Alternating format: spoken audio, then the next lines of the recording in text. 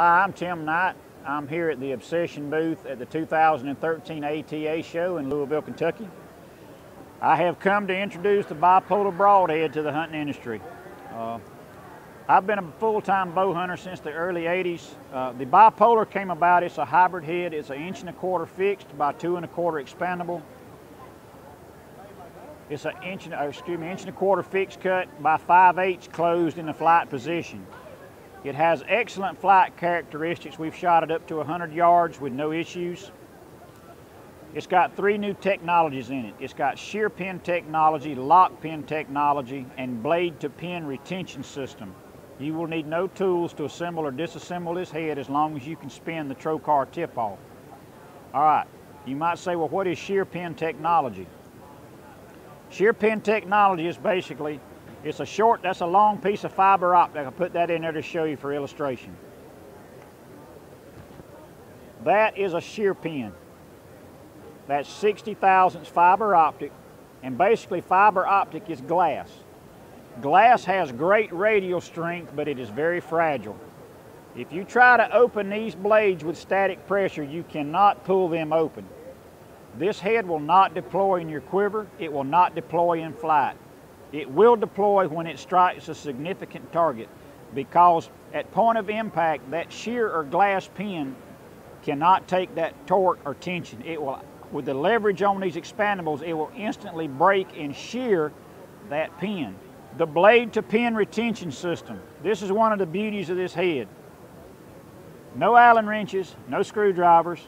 The only thing you need to do to disassemble this head is to unscrew the trocar tip and slide the fixed blade off. If you'll notice, that exposes your axle pin and your shear pin. Now, my axle pin there again is 7/64 stainless steel. It is not threaded. If you were to thread that axle pin, it would have half its strength. We leave it solid, and the technology of the shoulders on that blade, which these shoulders are what holds the whole mousetrap together. That holds your axle pin and your shear or lock pin in place. There again, easy to assemble, easy to disassemble, very easy to sharpen. A lot of people have asked me this, and I'm going to go over it. Can you make that broadhead in 100 grains? Yes, you can. But when you do that, you'll do like every other company. You'll sacrifice strength, and you'll sacrifice cutting diameter to make weight. I was not willing to do either or. I wanted to build a broadhead that if a guy bought 3, it would be like buying 10 of somebody else's. Very reusable, very resharpenable. All right, you can also remove the shear pin and put in a steel lock pin, which that's what it does. It locks the blades in place to where they will not open.